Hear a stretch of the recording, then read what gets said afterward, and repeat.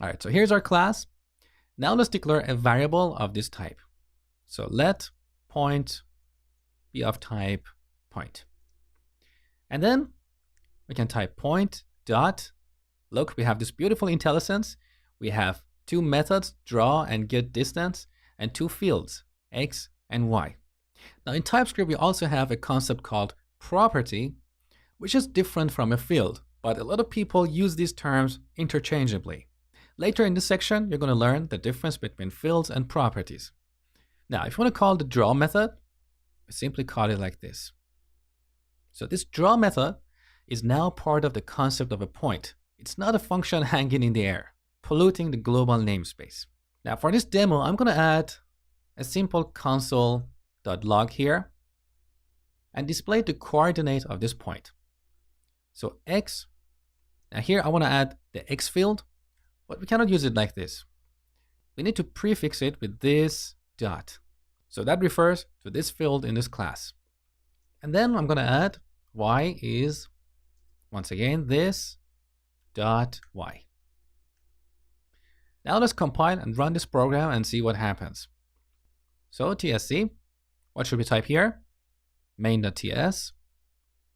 And we can shortcut by adding this pipe here, type node, and then main.js, okay? We got a runtime error. Cannot read property draw of undefined. So this is the problem. When we call this draw method, this point object was undefined. Because here, unlike the basic types we have in TypeScript, like numbers, strings, booleans, we're dealing with a custom type. When defining an object of a custom type, we need to explicitly allocate memory to it. How do we do that? Well, here where we declare the point object or the point variable, we initialize it using the new operator. So this object is a new point. And here we add parentheses. This is the syntax. Now you can see that we have repeated this point here twice. So we can make this code a little bit cleaner by removing this type annotation. Because TypeScript compiler can infer from this assignment here that the type of this object is a point object. And let's verify that. So look, you're working with a point object. Now, one more time, save.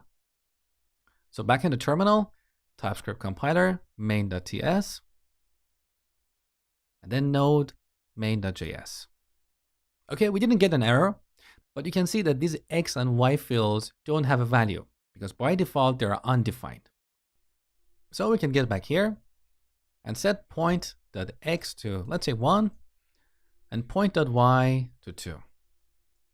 Now back in the terminal, TypeScript compiler, main.ts. I actually made a mistake earlier. So instead of this pipe operator, we need to use $& on Mac. I don't know the Windows equivalent.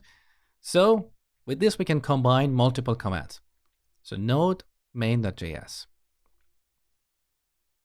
All right, beautiful. X is 1 and y is 2. So this is how we use the classes that we define in our programs. Now I want to highlight something here. This point here is a class, but this point here is an object.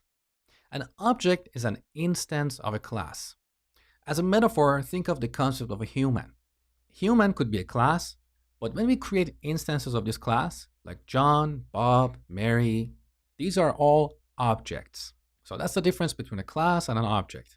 Next, we're going to look at constructors.